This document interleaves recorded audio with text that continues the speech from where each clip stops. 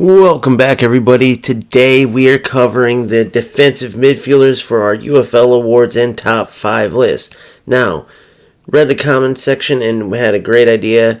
I'm going to start with number 5 and go to number 1 and then do the awards last instead of vice versa. Previously, I'd been giving out the awards, giving out the number 1 to number 5, highest to lowest, but it took away all the suspense. I was just simply looking at the next 4 as giving nods to the other 4 excellent players at this position. But, of course, we would start with number 5, then go 4, 3, 2, and then, of course, the Meta Monster MVP, number 1 in the game, as well as our Bench to Beast, which is the best lower-rated player that you can turn into a Meta Monster once you boost him up. So with that being said, let's go ahead and get right into it with our number 5, our 5th best UFL center defensive mid, and this French international can do it all. He's good defensively, good in the attack. He absolutely just has an aura about him.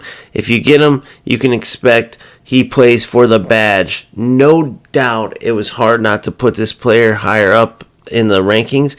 He just doesn't quite make the cut as far as elite defense or elite attacking or even being elite on the ball. He's just pretty good at each of them. Even when he boosts up, there's just some absolute dogs at this defensive mid position, which is why this player is number 5. So it's of no fault of his own, but we're talking about Rabiot. Now, Rabiot doesn't have the best skills. Obviously, you see he's lower rated, and then you boost him up, and he is very good, don't get me wrong, but he never quite turns that corner into an elite defensive player. From the lowest ratings all the way up, he isn't even someone that I would choose as a player that I would put defensive mid and want to boost up and turn into a meta monster, but he's very good still. That's the thing. You can absolutely make this player beast. I guarantee you there are people in the comments that love this guy that boosted him up and he's their best defensive mid. Totally understand, but just for all intents and purposes, there's just better players. He has very good long shots, but for instance, like Valverde, you're going to go with Valverde if you want a center mid to have great long shots, right? He has good tackles, but there's great tacklers out there. You have the likes of Tchouaméni out there, even Camavinga with his tackles, right? For a center mid, he's pretty good on the ball dribbling, right? He doesn't feel that bad, but then you got your likes of Camavinga, Valverde, Bellingham. You can go on and on. There's just so many beasts in there that number 5 is as high as you can justify going with Rabiot. But nonetheless, he made the list. Congrats, Rabiot. Now, this next player is an absolute beast, but just with the way UFL works, these kind of more offensive defensive midfielders don't quite have a home, because usually with your center defensive mids, you just need a solid stay-at-home center mid. However, you do need a player that's good on the ball, and not only is this player good on the ball, but he can get into the attack and help you out. It's just not as useful in the UFL compared to other football games, but he is still a beast nonetheless. That's how he still made the list. That's why he is number 4. We're talking the Uruguay international Valverde. In real life, easily one of the best in the center mid area, but like I said, UFL, it just doesn't translate as well. I will say, though, in the current meta with passing being post-patch 3 much better, much more important, his stock has risen without a doubt. His stock has risen. However, he just doesn't bring that bite defensively that you would want out of your center defensive midfielder. And again, that's why he's not higher up on the list. But you better believe he will be able to win the ball in certain situations and play beautiful passes. And not only that, when he has the ball himself in the attacking area, he has one of the best long shots in the game. You just let it rip, whether it's a low-driven shot or just a regular shot from distance, and it's always going to be a beauty. So this man right here comes in at number 4. Congratulations, Federico Valverde. Now, this man is the definition of defensive midfielder. In fact, his face might be the very definition of a number 6 CDM rock solid defensively, great passing. Congrats on the number 3 spot, Rodri, the Manchester City Spanish international, just a mainstay, not only for City, but also just in that number 6 role in general. He is the current defending Ballon d'Or winner, and he is fantastic defensively. However, in football games, a bit stiff on the ball. He does make up for it with that brilliant passing for defensive center mid, right? He can win the ball and distribute it. And for a bigger man, his dribbling's not terrible. It's just he's not as solid. You will get stuck feeling like the ball's like underneath his feet sometimes. It is almost a sensation that you get, and your opponent will make you pay at times.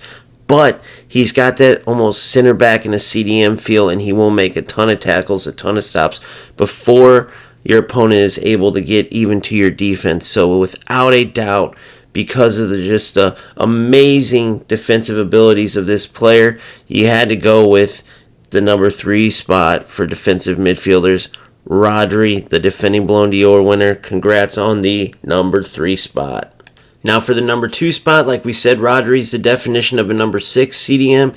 This man is a definition of a box-to-box midfielder. He is brilliant defensively. He has that aura about him where he just plays for the badge. And even though he doesn't have the highest defensive stats, he is everywhere. He will make tackles, he'll make interceptions, and he dribbles like a winger. We're talking the French international, Camavinga, the number 2 best defensive midfielder in the game. Obviously, you see I have him. I boosted him up for sure, but he doesn't start so low that you would necessarily call him a bench-to-beast type of player. He absolutely will be solid for you from the start, but there's no doubt that he's a bit lower rated at the start than you think he would deserve as a Real Madrid mainstay in the center midfield area. But with just a little bit of grinding, you can pretty much tell that he is a monster, and I suggest anybody and everybody put this man in their team. He will make so many big plays for you. And then I would say his one weakness is his shooting, because he has such phenomenal dribbling and the ability to just be everywhere that he'll win balls and just by sheer positioning be there to take a shot, and that's where he'll kind of let you down at times. Now, every once in a blue moon he'll score for you, but that's what keeps him from being an all-around elite player. If he had better shooting, like let's say Valverde type shooting, I would say he would have to be number 1 on this list. But nonetheless, number 2 is very good among some very good defensive center mids. Congratulations, Camavinga. And that takes us to our Bench to Beast award winner before we get to the Meta Monster MVP and number 1 CDM in the UFL. Now, Bench to Beast, lower rated player that you can turn into an absolute monster, and this man absolutely deserves it. He was part of the season 1 player picks out of that big group that you get to pick. I fortunately picked him. I wasn't going to, but I'm so glad I did, because he served such a huge important role in my center defensive mid area. He can play defense with the best of them. He's good on the ball, good passing, good in the air, and he can score you goals as well. He's that all-around type of player, not necessarily elite in any areas, but without a doubt, as he gets boosted, becomes one of the best center defensive midfielders and one of the best all-around center midfielders in the game. None other than Brazilian international Joelinton, who is another player that just has aura right off the bat. Like I said, not elite in any category, but very good in every category. He makes so many big plays for you that you can't help but want him in your team. Yes, there's better options as you get the CP available, and that's where Joelinton, even as you boost him, will probably eventually leave your team, or at the very least, now that subs are more important, he 1,000% at least belongs on your bench. Some of you may even say, no way, he's staying in my starting lineup. He has that sort of Camavinga feel to him, but not quite as elite as Camavinga in every area, except for shooting. Joelinton no doubt gets the nod with the shooting. He will score you more goals when it's rare that he gets chances just with the way UFL works, but he will score him when he gets them those rare times. So without a doubt, it starts at an 82. As you boost him up, becomes a beast, and the Bench to Beast deserving award winner, Joelinton. Congrats. Now, let's move on to our number one spot, our Meta Monster Award winner.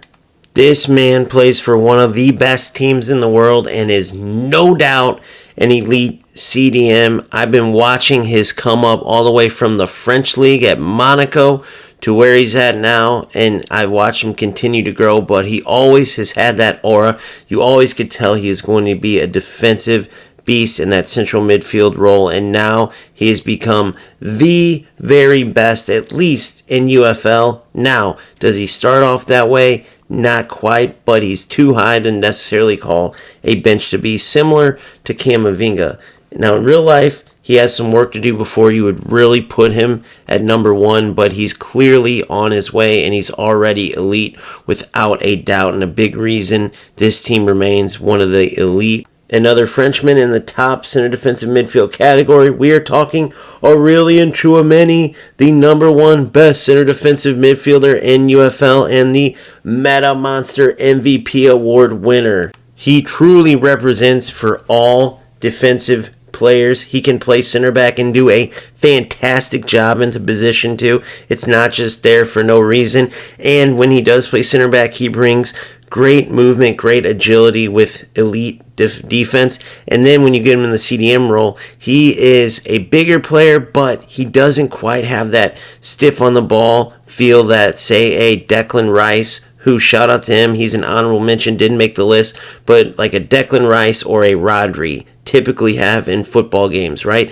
That's the reason why many times you don't want to use those players. But Tchouaméni, he doesn't have that. He has this great feel on the ball. It doesn't even matter the stats as far as his dribbling goes. He will win the ball, he will intercept the ball, and then he won't be too bad if you need to dribble with him.